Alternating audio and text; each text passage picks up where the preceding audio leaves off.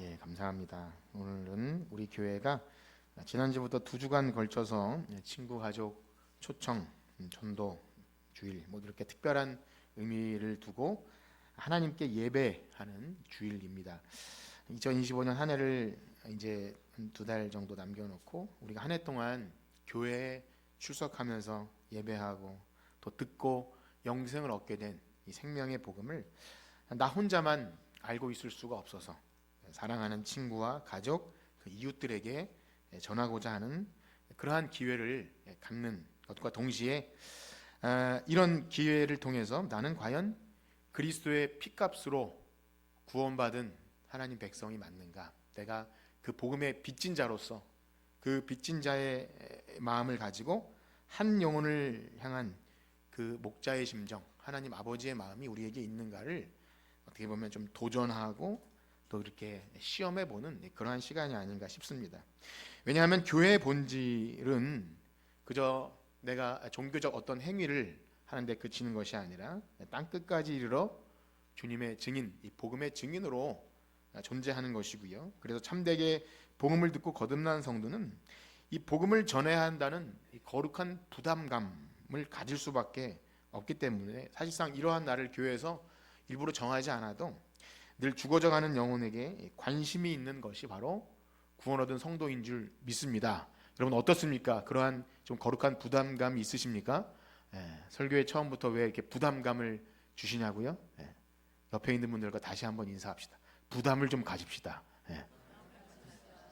그 정도 부담도 안 가진다면 그리스도의 피값으로 빚진 자라는 거 사실 말뿐이지 그렇지는 않겠습니까? 제가 여러분들에게 인사를 이렇게 시켰지만 사실 전에는 이런 초청주의를 계획하다 보면 전도 대상자 이름도 적어내고 그래서 어떤 행사처럼 순서나 영상도 좀 준비하고 장식도 하고 이런 그래서 초청해 온 분들을 일어나서 소개도 하고 그랬는데요. 그런데 잘 생각해 보면 이러한 일들이 너무 단회적인 일회성 행사처럼 여겨지기도 하고 그냥 그날만 이렇게 반짝하는 것 같은 생각이 돼서 우리가 평소 드리는 예배 거기에 말씀을 전도하는 이런 복음 초점을 맞춰서 합니다. 작은 선물을 준비하지만 우리는 그냥 예배하는 거죠. 저는 어릴 때 그런 기억이 아직도 있어요. 아주 어릴 때인데 차를 타고 우리 작은 교회가 막 쫓아갔는데 어딜 갔냐면 저기 명성교회라는 곳에 갔어요. 총동원 전도지를 하는데 그날 숫자가 몇 명이 기록하는 것이 목적이었겠죠. 그래서 다 동원하는 거예요. 왜 그런 일을 했나 모르겠어요. 또 저도 전도사로 있을 때 하면 옆 교회에서 후라이팬을 준다 그러면 어르신 교회 할머니들이 많이 안 보여요. 후라이팬 얻으러 옆 교회로 가고 또 옆에 망우리 건너가면 큰 교회에서는 전도왕에게 냉장고를 준다. 이런 것들로 사람들을 이렇게 경쟁적으로 하게 될 때 어떻게 보면 교회의 본질을 잃어버리겠다. 과연 우리 빚진 자로서의 복음 전함이 아니라 과열 경쟁으로 거품이 생기겠다. 이런 것의 어떤 역효과가 지금 우리나라의 교회 현실에 있지 않나 싶은데요. 어떠하십니까? 그럼에도 불구하고 여러분들 마음속에 이 2주간 친구 가족 전도 주일을 보내면서 제가 말씀드린 부정적인 것 때문에 관심이 없으셨습니까? 아니면 부담은 있지만 혹 실패는 했지만 마음에 그런 소원함을 가지고 작정하신 분이 한 분이라도 있으셨나요? 어떠셨나요? 눈 떠보세요. 눈 떠보시고 한번 죄송하지만 저도 이제 이 앞에 있는 분에게 했는데 딸이 무슨 수능을 면접을 보러 갑자기 가서 이제 데려가야 된다 그래서 좀 마음의 실망은 됐지만 쉽지 않다는 것을 알기 때문에 여러분들에게 강요하거나 그런 것은 아닙니다. 그럼에도 이런 기회가 있어야 또 저도 이런 말씀을 드릴 수 있고 여러분도 한 해를 돌아보면서 내가 들은 복음이 진짜라면 나는 과연 누군가에게 말하지 않을 수 없어서 입이 근질거리는 것인가 이런 것을 생각해 보게 되는 거죠. 어떻게 보면 먼저 믿은 우리가 이 복음 전도에 좀 무관심하는 것이 익숙해지다 보니까 이렇게 반강제적으로 이름도 적어내 보라고 하고 기회를 경쟁 심리를 불러 일으키나 싶기도 하지만 아무리 그래도 저는 그런 인위적인 방법을 안 쓰려고 애쓰고 노력합니다. 왜냐하면 말씀드린 대로 어떤 분위기에 휩쓸려서 경쟁 심리에 하게 될 때 본질을 잃어버리게 되는 것이 있기 때문에 혹 이렇게 좀 없어도 그런 어떤 성과나 뭐 몇 명 이런 것에 치중하지 않고 끊임없이 여러분들의 삶에 정말 복음으로 구원받은 성도들은 이미 각자의 자리에서 이 증인으로의 삶을 살고 있다는 것을 제가 알기 때문에 그렇게 계속 잘 복음의 증인으로 사시길 주님의 이름으로 축복합니다. 자, 그렇습니다. 오늘 우리가 함께 읽은 본문은요 우리에게 너무나 익숙한 수가성 여인, 또 한편으로는 사마리아 여인이라고 일컬어지는 그 여인이죠. 제가 좋아하는 찬송 가운데 우물가의 여인처럼 난 구했네, 헛되고 헛된 것들을, 이따 말씀 마치고 그 찬양을 부를 텐데요. 그 좋아하는 찬송의 배경이 오늘 수가성 이 요한복음 4장인데요. 우리가 함께 살피고 있는 요한복음 4장의 수가성 여인 이야기는 지난주에 말씀드렸던 요한복음 3장의 니고데모 이야기와 좀 비교를 해가면서 보면 참 의미 있는 그런 말씀입니다. 니고데모라는 사람은 사회적으로 굉장히 지위가 높고 자타가 공인하는 그런 명망이 있고 또 도덕적으로도 흠결이 없는 아무튼 높은 사람입니다. 존경받는 인물이죠. 근데 반대로 이 수가성 여인은요 유대인들에게는 소위 개 취급당하는, 상종조차 하지 않는 그러한 천한 신분이, 거기 그 사마리아 여인 중에도 인생의 우여곡절로 인해서 상처와 아픔을 가진 연약한 여인임을 알 수 있는데요. 그런데 알고 보면 이 두 인물, 니고데모나 이 수가성 여인이나 모두 생명의 복음을 전하러 오신 예수님을 있는 그대로 받아들이지 못하는 어떤 장애물이 있다는 것을 보게 됩니다. 니고데모는 자신이 가지고 있는 사회적 신분으로 우월감을 가지고 있었고, 어찌 보면 이 수가성 여인은 강한 열등감에 사로잡혀서 정상적인 대화가 이루어지지 않는 안타까운 상황이죠. 그러면서 둘 다 스스로는 결코 하나님 나라의 복음을 들을 수 없는 상태다. 아무리 대단한 무언가를 보여줘도, 표적을 보여줘도, 신비한 물을 줘도 그것으로 영생을 찾는 길이 불가능하다. 그런 면에서 동일하고요. 그러하게 하나님의 아들이 직접 찾아가셔서 말씀으로 그들의 닫혔던 마음의 문을 열시고 어두웠던 그 눈도 열어주시고 그런 거듭나게 하시는 역사가 아니면 불가능하다라는 것이 동일한 메시지입니다. 그런데 한편으로 겉으로 보기엔 니고데모는 먼저 예수님을 찾아가지 않았습니까? 그렇게 생각해 보면 그가 가진 배경이 그래도 진리를 얻게 하는 어떤 좋은 환경을 가지고 있지 않은가, 뭐 이렇게 생각할 수 있는데요. 그런데 역시 전혀 그렇지 않습니다. 니고데모가 아무리 예수님을 찾아갔지만 결론은 똑같아요. 결국 거듭나지 못하면 그가 가진 모든 지식과 도덕적 행위와 어떤 종교적 열심, 이런 것은요 정말 거듭나기에 장애물이 됩니다. 진짜 복음을 알기에 장애물이 된다는 것에 수가성 여인과 별반 다를 것이 없습니다. 결국 누가 찾아오셔야 하는 것입니까? 예수님이 찾아오셔야 되는 거예요. 기독교의 본질은 그렇습니다. 우리가 어떤 구도자로서 진리를 찾아 떠나는 여행이 아니라 아무런 허물과 죄로 죽은, 우리의 영적으로 죽은 상태에 예수님이 낮고 천한 이 땅에 오셔야 그 놀라운 역사가 시작되는 줄 믿습니다. 그 길만이 죄사함과 영생을 얻는 유일한 길이에요. 그래서 우리는요 하나님이 죄인을 찾아오시는 이야기, 이것을 두 글자로 뭐라 그러죠? 복음입니다. 뭐라고요? 복음. 하나님께서 정말 죄와 허물로 죽어서 아무런 가능성이 없는 우리를 위해서 하시는 놀라운 일, 그리스도 안에서 행하시는 놀라운 일, 값없이 베푸시는 은혜, 복음이라고 하는 거죠. 복음을 전한다고 할 때는 늘 이 말을 해야 합니다. 그래서 교회는요 그 어떤 누구도 어떤 사회적 신분이나 어떤 학력, 능력, 배경 이런 것은 아무것도 의미가 없죠. 오히려 장애물이 될 수도 있다는 것. 오히려 택함 받은 자들은 세상에서 아무런 소망도 없고 또 가치도 없고 의지할 곳도 없어서 손들고 오는 것. 어찌 보면 그저 은혜로 부름 받은 자들이 모인 곳이 교회인 줄 믿습니다. 오늘 우리가 함께 읽은 이 수가성 여인은 그야말로 예수님께서 작정하고 찾아주신 대표적인 인물인데요. 그런데 겉으로 보기에는 니고데모는 예수님을 직접 찾아갔고 여인은 예수님이 찾아오셨기 때문에 다른 이야기 같지만 아까 말씀드린 대로 본질은 같습니다. 니고데모가 먼저 찾아온 것 같지만 오히려 그것이 방해가 됐고요. 여인도 마찬가지인데요. 이 두 이야기 모두 성령님께서 그들의 어두웠던 마음의 눈을 열어서 복음을 듣게 하시지 않으면 불가능하다. 그래서 우리가 사람들을 교회 초청하고 전도를 하고 모든 일들을 하지만 우리가 하는 그 모든 일이 다 의미가 있지만 정말 성령님께서 그 배후에서 역사하지 않으면 우리는 늘 한계를 경험하죠. 그래서 아쉬움도 있고 섭섭하고 왜 이렇게 안 되나 뭐 이런 인간적인 어떤 아쉬움이 있지만 사실 하나님이 하셔야 하는 겁니다. 자, 오늘 이 수가성 여인도요, 사실상 육신을 입고 오신 하나님의 아들 예수님이 그 앞에 나타났지만 뭐랄까 이 오랜 세파에 시달리고 또 닳고 다른 그의 삶이 하나님의 아들 예수님을 영접하지 못하는, 그래서 어찌 보면 좀 뺀질뺀질 겉도는 대화가 오늘 이어지는데요.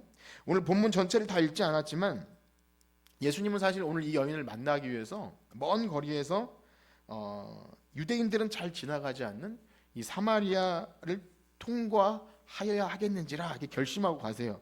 우리 요한복음 4장 4절에 보면 이런 짧은 말씀인데요, 굉장히 의미 있는 말씀인데 한번 읽어볼까요? 4장 4절 시작. 사마리아를, 뭐 우리가 평소에 잘 안 쓰는 말, 통과하여야 하겠는지라, 강한 어떤 뭐 머스트라고 할 수 있나요?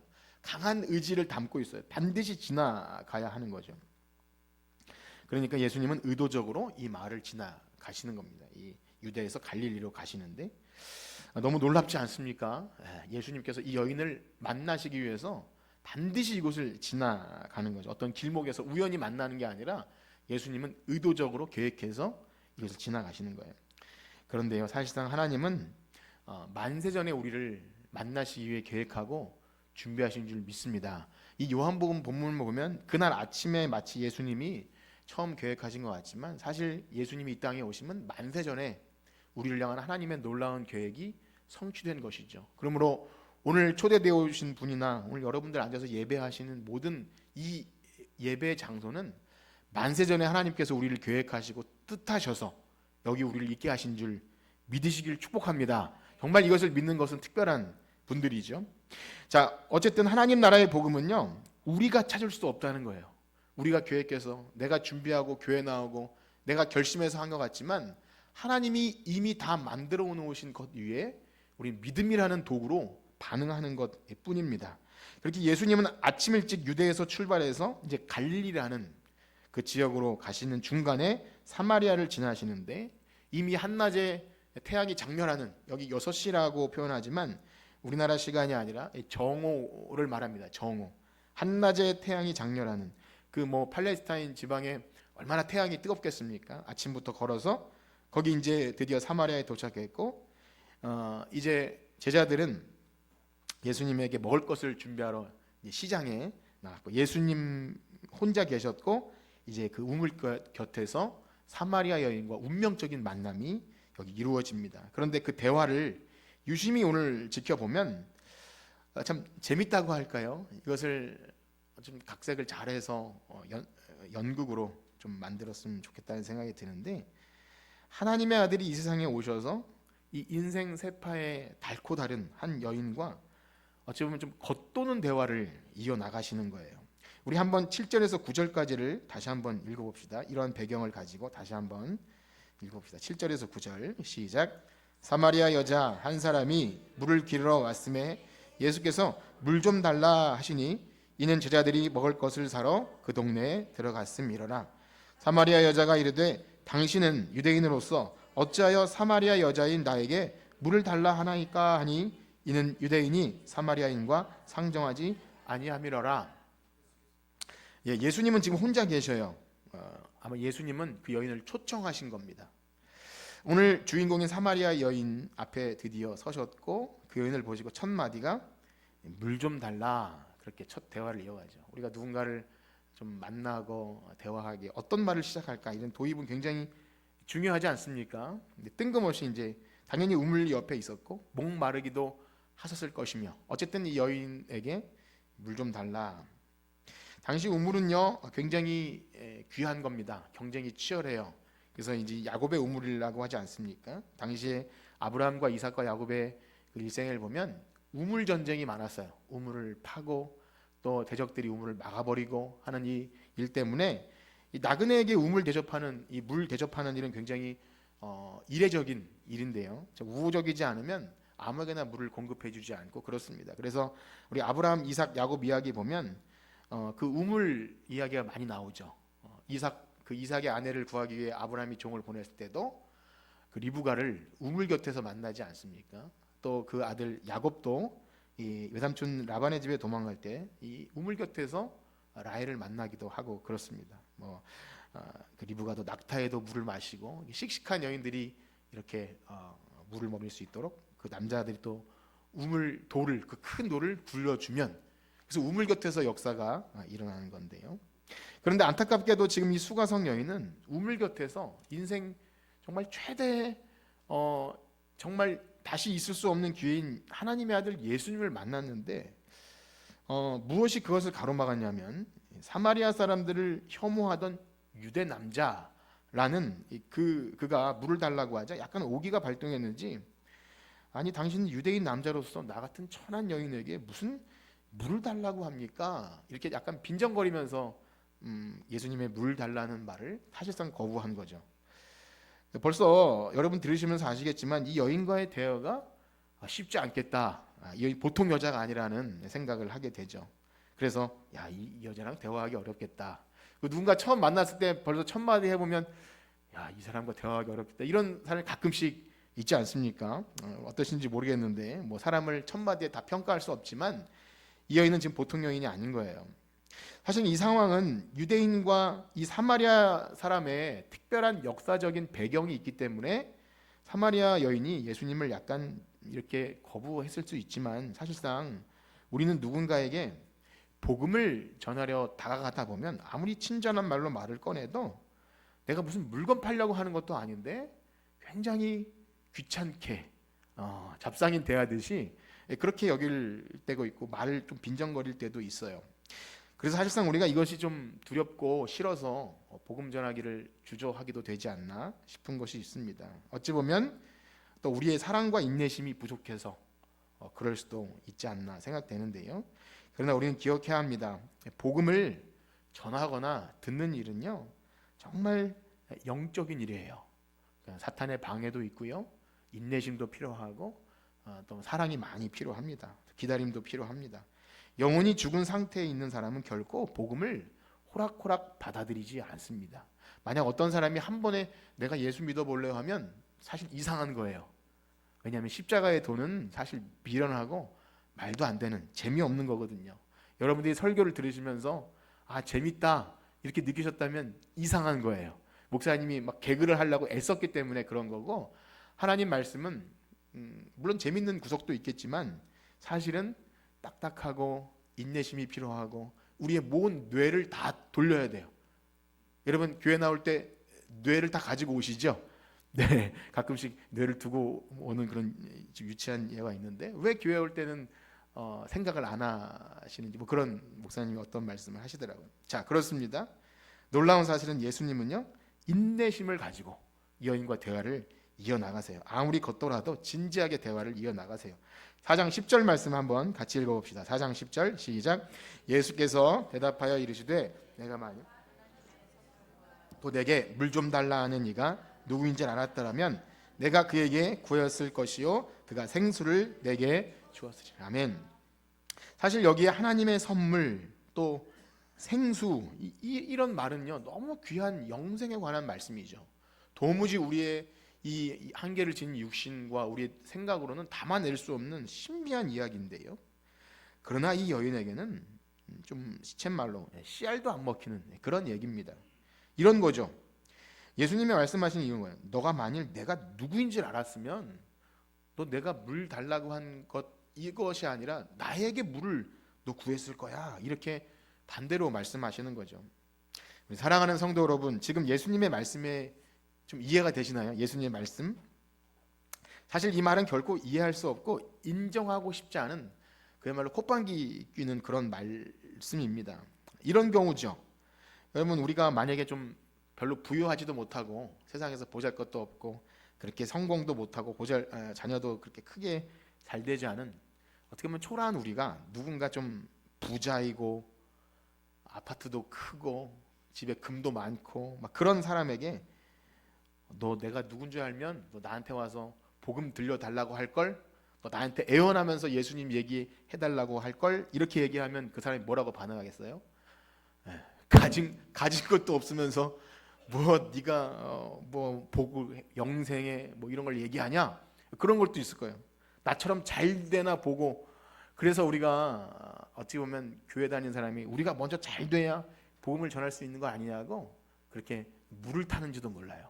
그렇지 않습니다. 결국 그렇지 않아요. 그런데 정말 성경에 그런 말씀이 있더라고요. 선지서에 보면 그날에는 여러 명이 몰려들어서 하나님 백성 한 명에게 우리에게 여호와 하나님을 좀 알려주십시오 하는 그런 날이 온다고 하나님의 꿈이죠. 선지서. 물론 그날은 반드시 오겠지만 아직은 아닌 것입니다. 이 땅의 이 죄악된 세상에서는 그런 일은 쉽게 일어나지 않습니다. 물론 역사적으로 때때로 부흥회 때 그 도시나 어떤 시대적으로 굉장히 부흥회 때는 정말 건물에 십자가만 달아도 사람들이 교회로 몰려오고 복음을 들을 때 시대가 있지만 세상은 그런 시대는 많이 있지 않습니다. 그렇습니다. 예수님이 하시는 말씀의 의도가 그거예요. 너가 만일 지금 물 좀 달라 하는 내가 누군지 알았더라면 그렇게 나한테 대하지 않았을 것이다. 이 말은 뭐냐면 너는 이 상태로는 하나님 나라를 볼 수도 없고 알 수도 없다. 조금 더 구체적으로 너는 영적으로 죽은 상태이다. 이 말을 하고 있는 것입니다. 바로 니고데모에게 하신 말씀과 같은 맥락이죠.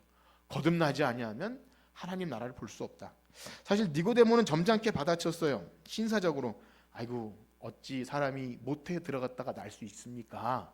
약간 위트를 섞어서 그렇게 했지만 이 여인은요 그 정도가 아니에요. 굉장히 세게 나옵니다. 우리 11절과 11절 12절 한번 읽어봅시다. 11절과 12절 시작. 여자가 이르되 주여 물기를 그릇도 없고 이 우물은 깊은데 어디서 당신이 그 생수를 얻게 싸움나이까? 우리 조상 야곱이 이 우물을 우리에게 주셨고 또 여기서 다 마셨는데 당신이 야곱보다 더 크니. 우리는 이것을 이제 약간 문어체로 옛날 시를 읽어서 그렇지 좀 쉽게 의역하면 그래요. 아니 당신은 지금 손에 물기를 바가지조차 없는 주제에 그런 단어는 없지만 이런 거예요. 아니 나한테 물 달라고 하는 주제에 당신 나에게 뭐 무슨 영생하는 물을 주겠다고 말합니까? 이 우물은 야곱의 우물인데 당신이 야곱보다 큽니까? 약간 따지고 대드는 거죠. 사실 예수님이 당연히 야곱보다 크시죠. 말싸움 하자고 하는 것은 아니지만 어쨌든 모르니까 그렇겠죠. 우주 만물을 창조하신 하나님의 아들이 오셨는데 당신이 야곱보다 큽니까? 그렇게 이 땅에서 먹고 사는 문제를 가지고 하나님께 시비를 거는 거예요. 즉 니고데모는 어머니 뱃속에 들어갔다가 나와야 합니까? 라는 그런 질문보다 질문과 마찬가지로 이 여인도 그러한 반응이죠. 이 땅에 썩어질 것 가지고 하나님이 주시려고 하는 복들을 비교하고 또 재고 이런 겁니다. 이것이 바로 영적으로 죽은 상태의 반응인 것입니다. 하늘의 일을 말해도 도무지 이해할 수 없는 그런 상태예요. 그래서 여러분들이 전도하거나 이제 교회 나와서 설교를 듣거나 하실 때 여러분들의 상태를 잘 보셔야 됩니다. 내가 영적으로 죽어 있는 자인가 산 자인가 거듭난 자인가 이 말씀을 들으면서 여러분들의 영혼에 어떤 반응이 일어나는지를 잘 보셔야 합니다. 교회는 그런 곳입니다. 그냥 어떤 재밌는 이야기나 감동적인 예화로 여러분들의 심금을 울리는 방식은 세상에 김창옥 씨가 훨씬 잘 알아요. 거기 가서 울고 웃고 하세요. 교회는 그렇진 않아요. 할 수 없습니다. 그렇습니다. 우리 영적으로 죽어 있는 상태는 정말 하나님의 아들이 오셔서 이 땅에서 십자가 달고 돌아가셔도 벗겨지지 않는 그 어두운 마음과 닫혀진 눈과 귀와 이런 것으로 이 복음을 거부하게 되는 겁니다. 자, 그러면 예수님은 여인의 이 빈정거리는 대답에 이제 기분 상해서 돌아갔을까요? 결코 그렇지 않아요. 대화는 더 이어지는데요. 우리 13절에서 15절까지 한번 읽어봅시다. 13절에서 15절 시작. 예수께서 대답하여 이르시되 다시 목마르려니와 내가 주는 물을 마시는 자는 영원히 목마르지 아니하리니 내가 주는 물은 그 속에서 영생하도록 솟아나는 샘물이 되리라. 여자가 이르되 주여 그런 물을 내게 주사 목마르지도 않고 또 여기 물길로 오지도 않게 하옵소서.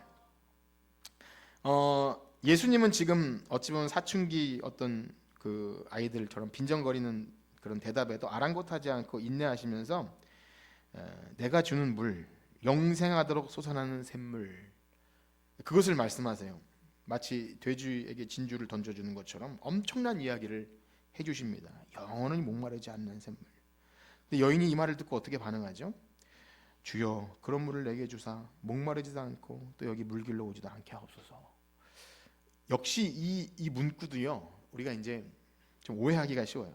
갑자기 여인이 회심해서 주여 나에게 물을 주옵소서 이런 거 같죠?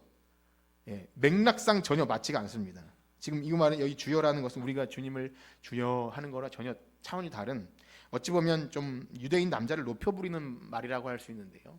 우리나라도 과거에 그래도 이 평민들이 선비가 오면 뭐라고 부르냐면 뭐 나으리 뭐 이렇게 하지 않습니까? 굉장히 존경해서 부를 수도 있지만, 과거 이제 저희 어릴 때 그 책에 보면 허생원이라는 소설이 있는데 갓은 삐뚤어졌고 코에는 콧물이 흐르고 그러면 양반이지만 돈 많은 그 천민이 무시해요. 나으리 밥도 못 얻어먹고 이렇게 약간 그런 방식이에요. 유대인 남자인데 행색이 초라해요. 그러면서 이상한 소리를 해요. 내가 누군지 알았으면 물을 준다고 했겠다. 그러니까 약간 무시하는 거죠. 그러니까 주여 나에게 물 좀 주소가 아니라 이런 거예요. 아니 그런 물 있으면 좀 줘나 보고 얘기하라고. 내가 여기 뜨거운 대낮에 물을 길러 그럼 안 와도 되지 않겠느냐고, 그렇게 약간 이제 좀 막 나가는 겁니다. 이렇게 흐름을 잘 알고 성경을 보시면 재미도 있고요. 그런 겁니다. 어떠십니까? 여러분 같으면 더 이상 대화를 이어나가고 싶을까요? 이 정도 했으면 야, 넌 됐다, 이제 넌 글러먹었다 하고 이제 안 할 수도 있어요. 그런데 정말 사랑하는 예수님은, 사랑 많으신 예수님은 포기하지 않으시죠. 정말 우리가 사랑하는 친구나 가족에게 우리가 사랑하는 예수님을 전하고 싶어서 어떻게 어렵게 말을 꺼냈고 했는데 그 대상이 만약에 야 뜬구름 잡는 소리 하지 마, 먹고 살기 바쁜데 교회 가면 뭐 떡이 나와 밥이 나와 이렇게 반응하면 여러분 어떠시겠어요?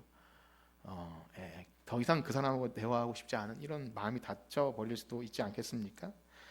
그런데 우리가 이 지점에서 생각해야 할 것이 있는데요, 사실상 저를 포함한 우리 모두는 하나님의 놀라운 은혜가 아니면 복음을 들을 때 다 이런 반응을 보일 수밖에 없는 그런 자임을 잊지 않기를 축복합니다. 우리는 허물과 죄로 죽었던 자예요. 다 우리도 이런 자들입니다. 본질상 진노의 자녀예요. 지금은 다행히 놀랍게 이 예배 자리에 나오고 이 예수님 말씀하시는 영원토록 솟아나오는 샘물이 뭔지 이해해서, 다는 아니더라도 그런 영생의 샘물을 바라고 소망하면서 그렇게 예배 자리로 나오게 되는 놀라운 은혜를 경험했지만, 사실은 우리는 모두 다 본질상 이 여인보다 더 못한 하나님의 복음을 걷어차버리는 그러한 존재임을 잊어서는 안 됩니다. 무슨 말인지 아십니까? 네. 무슨 말인지 아세요? 요즘에 개그 프로그램은 어떤 무슨 말인지 아시냐고요? 막 이렇게 물어보는데요. 우린 잘난 척해서는 안 돼요. 우리가 이 사실을 분명히 알면 결코 내가 무슨 자격으로 은혜를 얻었고 예배 자리에 나올 수 있는 것을 착각해서는 안 됩니다. 우리의 상황과 처지를 안다면 우리는 이 복음을 거부하는 자들을 좀 미워하거나 혹은 뭐랄까 좀 안 좋게 여기보다 불쌍히 여기고 긍휼히 여기죠. 나도 원래 그런 자였는데, 나도 하나님 나라의 복음 교회 와서 설교 듣는 걸 그렇게 힘들어하고 어떻게 보면 좀 졸립고 한 자였는데, 거듭난 이후에는 이 말씀이 들리니까 그렇지 못한 자를 보면 얼마나 목자의 심정이 생기고 또 저러다가 저렇게 그냥 살다가 분명히 지옥 갈 건데 하는 그런 애타는 마음이 생기게 되더라는 것입니다. 여러분 그러하십니까? 네, 그런 것이 있으셔야 됩니다. 그 자들이 바로 하나님 나라의 복음을 경험한 자예요. 그런데 또 이 지점에서 또 한 가지 생각할 것이 있는데요, 죄와 허물로 죽은 인생들은 니고데모처럼 잘난 사람이든지 아니면 반대로 수가성 여인이든지 자신이 가진 알량한 그 무엇을 가지고 하나님 나라의 복음을 거부하게 하는 강한 방어막이 있어요. 보호막. 자기 보호 본능이 똘똘 뭉쳐서 이 복음을 듣지 못하게 해요. 무슨 말이냐 하면, 잘나고 똑똑하고 도덕적으로 흠결이 없는 니고데모는요, 자신이 행한 선한 행실과 종교적 의무와 사람들에게 인정받는 그것이 우월감으로 작동해서, 우월감, 내가 이런 자격과 공로가 있지 작동해서 자신이 하나님의 은혜가 필요한 철저한 죄인이라는 사실을 잘 발견하지 못합니다. 이것이 너무 무서운 건데요. 반대로 수가성 여인은요, 그가 보잘것없고 초라해 보여도 없는 세도가 크다, 이런 말 들어봤나요? 자기가 가진 이 알량한 자존심과 유대인들을 향한 피해의식이 열등감으로 작동해서 이 영생하는 물을 주시겠다는 예수님을 받아들이지 못해요. 빈정거리는 태도로 이 강한 자기 보호 본능이 일어나서 복음을 차단합니다. 그렇습니다. 우리는 기억해야 합니다. 사실상 사람들이 가지고 있는 이 우월감과 열등감은요, 다 똑같이 하나님을 떠난 죄인들에게 나오는 이 분명한 반응이, 이 위선적인 태도가 우월감과 열등감입니다. 하나님 앞에서 자신을 보지 못하고 늘 다른 것과 비교해서 우월한 줄 착각하고 열등해서 괴로워하고, 마치 이런 거죠. 아담이 죄를 범한 이후에 하나님의 얼굴을 대면하여 보지 못하는, 나무 뒤에 숨어버리는 이런 것과 마찬가지죠. 죄를 짓기 전에는 벌거벗었지만 그것이 부끄럽거나 추하지 않아요. 하나님이 만들어주신 창조물이기 때문에 하나님과 낙원에서 거닐면서 이렇게 대화하면서 기쁨을 누리지만, 죄가 들어왔을 때 나오는 반응이 일단 나무 뒤에 숨어요. 나뭇잎으로 가리고 자신도 가리지만 사람들, 특별히 여자에게 핑계를 대면, 원망과 핑계를 대면서 하나님이 다 이렇게 하신 겁니다, 하나님을 원망하고 여자에게 핑계를 대요. 이것이 다 외식이고 가식이고 위선이죠. 죄로 인해서 이런 것이 발달합니다. 다른 사람을 핑계하고 숨으면 뭔가 괜찮아 보일 것 같은, 이것이 다 죄로 인해 왜곡되고 뒤틀려 버린 인간의 비참한 상태라는 것입니다. 조금 나보다 못한 어떤 것이 있으면 굉장히 우월감을 느껴요. 신앙의 영역이나 삶의 영역이나 나보다 조금 못한 누군가를 보면 내가 굉장히 우월해지고요. 반대로 나보다 나은 것이 좀 있어 보이는 누군가를 만나면 굉장히 열등감을 느껴요. 얼굴이나 물질이나 자녀나 어떤 것에 있어서 굉장히 열등감을 느껴요. 그러면서 마음의 문을 닫아버리고 스스로 굴을 파고 들어가기도 하고 굉장한 방어박을 치고 자기 보호 본능으로 똘똘 뭉쳐서 때때로 공격적이 되기도 하고 쌀쌀맞아지기도 합니다. 여러분 어떠신가요? 우리가 교회에 나와서 정말 예수님 만나고 십자가 복음 앞에 우리가 새 생명, 이 여인이 아직 받아먹지 못한 영생하는 그 예수님이 주시는 그 생명의 복음, 그것이 우리 안에 있다면 우리 안에 이 우월감과 열등감 속에서 자기 있는 모습 그대로를 보지 못하는 이런, 그래서 다른 사람과의 관계가 어렵고 신앙생활의 자유함을 누리지 못하는 그런 것이 혹 우리 가운데 있지는 않습니까?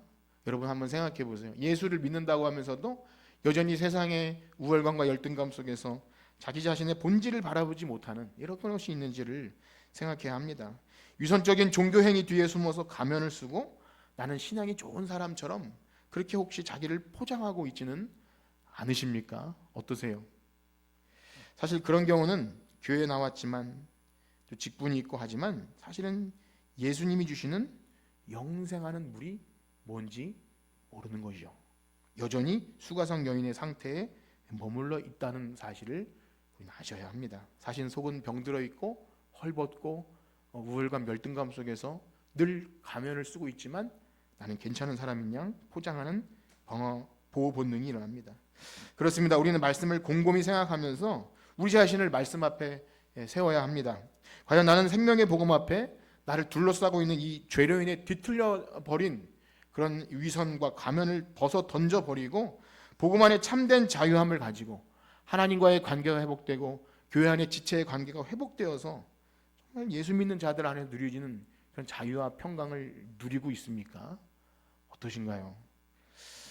놀랍게도 교회의 모든 예배와 모임은 단순한 종교 행위가 아닙니다. 내가 한 주 그냥 예배 참석해주고 이것이 아니에요.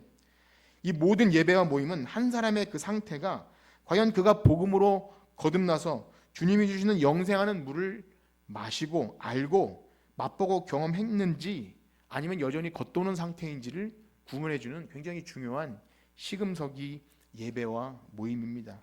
그러므로 우리는 교회에 오래 다녔든 혹 오늘 교회에 처음 나왔든 신앙생활의 그 경력이 짧든 어쨌든 과연 나는 지금 주님이 이 여인에게 말씀하시는 영생하도록 솟아나오는 그 샘물로 인해서 그를 둘러싸고 있는 그 가식과 위선과 우월감과 열등감을 벗어버린 그런 자유함이 있는 것인지를 우리는 살펴야 합니다.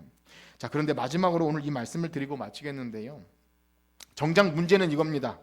자신의 영혼의 목마름이 무엇인지 모르면, 지금 제가 말씀드린 이 말 자체가 사실 의미가 없어요. 내가 그 물이 필요한 상태인지를 자각하지 못하면 하나님의 아들이 오셔서 영생하는 물을 주신다고 해도 이 여인처럼 그런 신비한 마술 같은 물을 생각한 거예요. 그런 거 있으면 나 좀 덜라고, 나도 기도 응답 좀 되고 내 문제 좀 해결되고 그러지 않겠습니까? 그런 방식으로 그런 헛된 기대를 하게 되는 거죠. 그래서 정말 복받은 사람은 누구냐면 하나님 앞에서 자신의 가난함과 헐벗음을 아는, 한번 따라해 볼까요? 심령이 가난한 자. 오늘 오후 시간에 계속 그 얘기하고 있는데 제가 이 말씀이 매치가 되는, 심령이 가난한 자는 하나님 앞에서 자기가 얼마나 헐벗고 목마르고 정말 비참한 것을 알게 되는 게 굉장히 복받은 거예요. 그러면 예수님을 찾을 수 있는 거예요. 그러면 그 다음 단계로 울며 애통해요. 자신의 비참함 때문에 울고 애통하면서 주님께 나오는, 그것이 가장 복되다 말하는 겁니다. 그러면 그 복됨, 자신의 헐벗고 가난함을 알고 그 갈증을 채워줄 구속자를 찾는 것, 그것이 어떻게 가능합니까? 놀랍게도 예수님은 여인에게 이 중요한 말씀을 해주셔요. 우리 4장 16절 한번 읽어봅시다. 4장 16절 시작. 이르시되 가서 내 남편을 불러오라. 예, 그만 읽으세요. 이것이 무슨 뜬금없는 말씀이에요. 대화를 이어나가다 갑자기 네 남편을 불러와라. 여러분 교회에서 설교 듣다가 목사님 남편을 불러와라, 물론 상황은 다양하겠죠. 남편이 있을 수도 있고 없을 수도 있고. 근데 이런 게 아니잖아요. 이 여인하고 도저히 말이 안 통하니까 남편을 좀 데려와라. 마치 이제 옛날에 옛날 영화에서 친구란 영화인가요? 너가 아버지 뭐 하시노? 남편이 너 부모가 어떻게 널 가르쳤냐고 뭐 이렇게 지금 남편 데려와라 뭐 그런 건 아니지 않겠습니까? 근데 우리들은 잘 몰라도 아마 이 여인은 예수님의 가서 남편을 데려오라 이 말에 자신의 빈정거리는 태도와 겉도는 대화를 입을 탁 멈춰버리게 할 만큼 강력한 한 방을 얻어맞은 거예요. 마음이 굉장히 얼어버렸을 거예요. 왜 그럴까요? 다른 사람에게는 말하고 싶지 않은 자기만의 아픔, 그 아킬레스건 같은 상처를 예수님이 건드리셨어요. 그래서 여인은 순간 당황해서 거짓말을 합니다. 둘러대죠. 전 남편이 없습니다. 이렇게 둘러대는 거예요. 그래도 귀찮고 대답하기 싫으면 누가 물어볼 때 정직하게 대답 안 하고 그냥 둘러대잖아요. 그냥 뭐 그런 게 있어요. 그런데 그것은 부끄럽고 싶은 거짓말이, 부끄러움을 감추고 싶은 거짓말이죠. 우리는 복음 앞에 거짓말을 할 때가 있어요. 그때 예수님이 뭐라고 하시죠? 우리 17절과 18절 한번 읽어봅시다. 17절과 18절 시작. 여자가 대답하여 이르되 나는 남편이 없네. 예수께서 이르시되 내가 남편이 없다 하는 말이 옳도다. 너에게 남편이 5이 있었고 지금 있는. 예수님은 여인을 너무나 잘 알고 계셨어요. 그래서 물 달라는 말로 시작하신 거죠. 함정을 판 거나 마찬가지예요. 근데 여인의 상처와 아픔을 아셨어요. 예수님은 너무나 잘 아셨어요. 누구보다 이 여인에게는 하나님의 사랑이 제일 많이 필요했고 그의 상처의 치유가 필요했고 무엇보다 죄사함과 영생이 가장 필요한 여인이었다는 것을 예수님은 아셨습니다. 그래서 이 여인은 예수님 말씀처럼 여러 남편이 있었어요. 그 여인이 고백한 거죠. 예수님께서 말씀하셨죠. 그러나 모두 헤어지고 지금 있는 남편도 제대로 된 남편이 아니었습니다. 우리는 여인의 인생에 과거에 무슨 일이 있었는지 알 수 없습니다. 우리가 흔히 생각하는 추측하기로 바람이 났나, 불륜이나 그래서 남편이 자주 바뀌었나, 이렇게 생각하는 수도 있고요. 반대로 당시 사회 여성은요 사회적 약자였기 때문에 집안 형편이 어려우면 무시당할 수 있고 그래서 이 남자 저 남자에게 버림받을 수 있는 배경이 있을지도 모르죠. 당시 유대 사회에선 이 여성들은요 남편이 없이는 그 사회 공동체에서 생활이 거의 불가능했던 시대입니다. 그래서 어떻게든 멀고 살기 위해서는요 소위 개차반 같은 남편이라도 있어야 삶을 살아갈 수 있던 그런 비참한 시대입니다. 그러나 사랑하는 성도 여러분, 혹 오늘 처음으로 이 자리에 오신 여러분, 잘 생각해 보면 이것은 이 여인만의 문제가 아니라 바로 하나님을 떠난 모든 사람들은 결국 이 땅에서 진정한 만족을 채울 수 없는 이 남편을 얻고자 애쓰고 노력하는 그런 비참한 상태라는 사실을 여러분 깨달으시길 축복합니다. 하나님을 만나지 못하고 예수님을 알지 못하면 우린 누구나 그렇게 우리 영혼의 갈증을 어디서부터 시작된 건지도 모르고 그걸 채우려고 애쓰죠. 우리의 진정 남편이 되어주시는 하나님 아버지 예수 그리스도를 만나지 못하면 채울 수 없습니다. 그런데 문제는 뭐냐면 이 세상 어떤 인생도 왜 그렇게 된 것인지를 몰라요. 어디서부터 시작된 갈증인지도 모르고 무언가를 채우기에 열심히 노력해요. 그러다가 니고데모처럼 뭔가를 좀 얻으면 굉장히 잘난 척하고 우월감에 사로잡히고요. 그리고 끝내 얻지 못하면 나는 좋은 남편도 없고 좋은 자녀도 없고, 그러면 열등감 속에서 방어기제가 작동해서 사람들의 말을 진심으로 받아들이지 못하고 늘 대화가 겉돕니다. 그러나 놀라운 사실은 오늘 예수님께서 이 수가성 여인이 그렇게 감추려고 애썼던 그것을 드러내시죠. 왜 남의 치부를 드러내느냐고 하실 필요가 없는 거예요. 그렇지 않으면, 그것이 건드려지지 않으면 안 되었던 거죠. 그래서 여기 가서 내 남편을 불러와라 하시는 말씀의 의미는 뭐냐면, 네가 아무리 애쓰고 노력하고 여러 가지로 것으로 채우려고 해도 그 영혼의 갈증은 결코 채워질 수 없다, 이 말씀을 하시는 겁니다. 그렇습니다. 예수님께서 이 여인에게 하신 일은 그거예요. 아무리 감추려고 애쓰고 노력해서 그래서 덮어지지 않는 이 수치스러움과 열등감, 그것이 바로 근본적인 문제는 죄의 문제이며, 예수 그리스도께서 십자가에서 그 죄의 문제를 해결해 주지 않으면 결코 우리의 영혼은 자유할 수 없다라는 그 복음을 전하는 줄 믿습니다. 그렇습니다. 우리는 이 사실을 분명히 기억해야 합니다. 우리가 누군가에게 복음을 전하기 어려운 이유는 바로 그 문제입니다. 죄와 허물로 그 영혼이 죽어 있는 사람은 자신의 죄로 인해서 자신의 영혼이 죽어 있는 줄도 모르고 헛된 것을 찾아 헤매다가 이것저것으로 만족을 누리려고 애써보지만 죄만 짓다가 죄의 삭스로 그냥 영원한 죽음을, 사망에 이르게 됩니다. 놀라운 사실은 오늘 예수님께서 이 여인에게 가서 내 남편을 불러와라, 이것은요 굉장한 겁니다. 우리의 숨은 부끄러움을 드러내셔야만 했던 거죠. 그리고 이분이 결국 선지자임을 깨닫고, 이 뭔가 내가 했던 모든 것들에 대한 새로운 방향의 전환점이 우리의 죄악이 드러나는 것. 그래서 교회의 어떤 설교와 내용 속에서 만약에 오늘날 사람들이 싫어한다고 해서 죄와 또 지옥과 형벌과 이런 것들을 제거해 버리면 결코 그 사람의 숨은 민낯이 드러나지 않기 때문에, 여러분 전도하거나 또 교회 나와서 좋은 이야기로 위로받고 다른 어떤 것을 기대하기보다 우리의 숨은 죄악과 민낯, 그래서 정말 난 예수님이 필요하구나라는 것을 늘 경험하는 여러분들 되시길 축복합니다. 이제 이후로 예수님께서 여러분들과 많은 대화를 나가시는데 많은 말씀을 다 드릴 수는 없고요. 이제 참된 예배를 말씀하시고 하는데요. 결국 이 여인은 어떠한 반응으로 이야기가 마무리되냐면, 우리 4장 28절과 29절을 한번 읽어봅시다. 4장 28절 29절 시작. 여자가 물동이를 버려두고 동네로 들어가서 사람들에게 이르되 내가 행한 모든 일을 내게 말한 사람을 와서 보라, 이는 그리스도가 아니냐 하니, 이게 무슨 반응이냐면 여자가 물동이를 버려, 물 들어갔다가 어떤 사람을 만나서 그만 그 물동이를 버리고 이제 자기가 만난 그 이분이 바로 메시아 그리스도가 아니냐 전하는 거예요. 물동이를 버렸다는 것은 뭐죠? 이제 더 이상 끝없이 채울 수 없는 내 육신의 목마름을 채우는 것을 그만 포기하고 내버린 거예요. 자유와 해방을 얻은 거죠.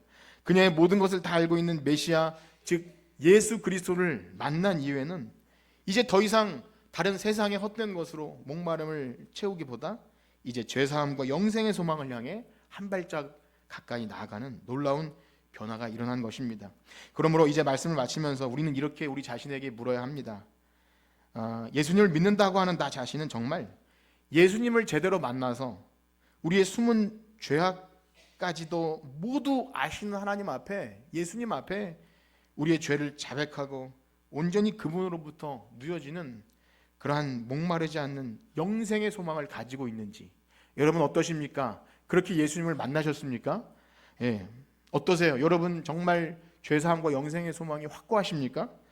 그렇다면 이 여인 물동이를 버려두고, 여러분 동네 사람들 내가 예수님 만났어요, 당신도 좀 만났으면 좋겠어요, 우리가 이 땅에서 얻으려고 했던 이 참 초라한 것들이 아무것도 아닙니다. 이 여인은 사람들 만나기 싫어했거든요. 숨어 다니고 대낮에 아무도 없을 때 물 들어온 이 여인이 동네 사람들 안으로 들어갑니다. 그리고 혹시 오늘 처음으로 교회 나오신 분들이 있다면, 또한 아직 예수님을 구주로 영접하지 못한 분들이 있다면, 이 여인이 구했던 헛된 것, 결코 채울 수 없는 이 땅의 것으로 채우려다가 피곤하고 낙심함을 발견했다면, 오늘 예수님을 나의 구주로 영접하시고 세상이 줄 수 없는 영원토록 솟아나는 영생의 물을 맛보고 소유하는 여러분들 되시기를 주님의 이름으로 축복합니다. 기도하겠습니다. 하나님 아버지, 죄와 허물로 죽었던 우리들, 결코 영생에 대해서는 조금도 생각할 수 없는 우리들에게 하나님의 아들이 이 땅에 사람의 몸을 입고 오셨고 우리를 위하여 친히 십자가에 못 박혀 죽으심으로 우리에게 죄사함과 영생의 소망을 주시니 감사합니다. 우리가 이 은혜를 어떻게 갚을 수 있습니까? 빚진 자로서 이 땅에 살면서 하나님, 우리가 어떻게 주님의 그 은혜와 사랑을 갚을 수 있겠습니까? 평생 갚아도 갚지 못하지만, 그러나 우리의 작은 입술과 우리의 작은 삶으로 그리스도의 사랑을 전할 수 있다면 하나님은 너무나 좋아하실 거라 믿습니다. 하나님, 우리가 2주 동안 이 복음 전도잔치를 했지만 하나님, 우리의 마음이 참 닫혀 있고 복음을 향한, 또 영혼을 향한 열정과 우리의 게으름과 여러 가지 미련함들 속에서 이 주일이 흘러가지만, 하나님, 이 말씀을 들은 우리 모두가 조금이라도 마음에 동함이 있다면 하나님 은혜 주셔서 내가 내 이웃과 내가 만나는 사람들에게 정말로 내가 만난 예수님을 전할 수 있는 복음에 합당한 삶, 하나님 그 구원과 영생의 소망을 가진 예수님 말씀하신 영생하는 솟아나는 샘물을 소유한 우리 모두가 되게 하여 주시옵소서. 감사합니다. 예수님의 이름으로 기도드립니다. 아멘.